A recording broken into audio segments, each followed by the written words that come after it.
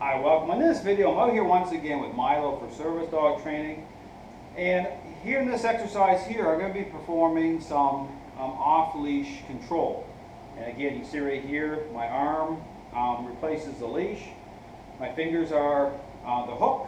And again, this is all about beginning to separate based again on fading in through a interaction-based approach. So again, it's all about getting his perceptions to change the right way, and then once that's happened, which it has happened, starting to increase expectations. So here, influence is still an active component. Okay, so again, as I'm doing this, if he's kind of lagging behind a little bit, if he's noticing that that I'm disconnected a little bit, I'll kind of reconnect with him to help to align these responses with getting him to stay beside me. So here I'm going to be walking a little bit with him beside me in the kind of like the heel position, and then I'm going to be doing a series of responses, even a little bit of distance with him, and you get a kind of an idea as to how this sets up this way. So I'm going to be walking in the circle, so I'm keeping him on my inside here. So as I move with him here, same thing, I want him to stay beside me here. Again, he kind of moves out a little bit, I kind of nudge him in a little bit, communicate with the leash.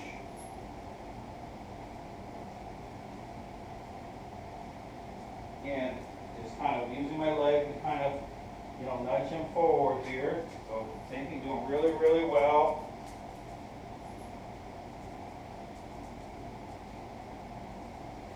And then I'm going to slow down over here. I'm going to come to a stop. Again, I want to just see his level of focus. Excellent, very good. Down. Okay, great. And then from here again, reaching down and bring him up into a sit. A little bit of influence here. Because the same thing here, as you're doing this too, because again, influence is an active component, you'll see him perform better with certain responses and not quite there yet, say coming from a down to a sit position, will be more delayed. Okay, that will start to line up more as this transitions in the coming, parts of training here. But again, doing really well. Same thing, move forward here with him. But again, because, again, we're, in terms of motivating him for this type of a interaction, that can still be problematic, okay? The temptation is really to go overboard with praise and reward. But understand that this is a higher expectation, that you want his perceptions to be the right way. So this is a demand, okay, the right way. I want his focus to be on me, seeing me the right way. So doing really, really well here. Coming around, making a full lap. His tail's wagging. Okay, so this is, but again, I'm going to come to a stop. Sit. Control his collar. Doing really, really good. I can be happy on the inside, okay, but I don't want to express that too much to a lot of petting, because that will throw things off. Okay, this is about influence, just achieving the right balance.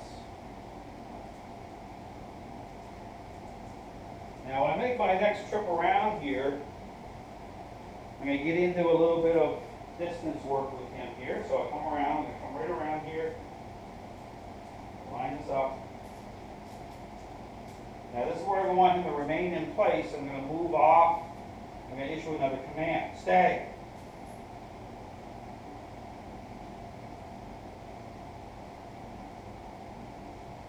Down. Stay. Stay. Hey, stay. Stay.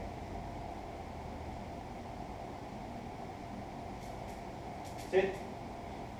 So you notice how he kind of goes over a little bit on his side here. His mind's pulling in a little bit here. It's still about relationship and control. Okay, so that will give you information too. When you see dogs really go over, on their backs at times, again within a certain series of interactions, it's about context. That's not submission. Okay, that's actually their mind's actually having a reaction, and they're starting to move, onto their back. Now, as that lines up on its own, naturally, that gives you information that the perceptions are changing. So it's not about positions that way where I'm trying to bribe him into going better prone. That's not the way to do it. Okay, this is through interaction based. This is part of the influence. This is part of, again, of getting his perception the right way. So do this one more time here. Stay. You're moving from a distance. Down. Hey, stay. Stay. No. So here, because watch this, I'm going to put a little influence on him. We go prone here. See how it makes that adjustment. And then right just like that. Okay? So a little bit of influence kind of, align him properly, but based on his state of mind. Okay? The position itself isn't the focus. It's about, it's going to give me information, but it's about his reaction to mind.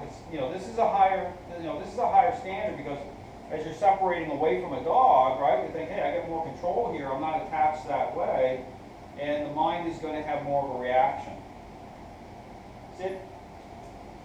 But doing really, really well.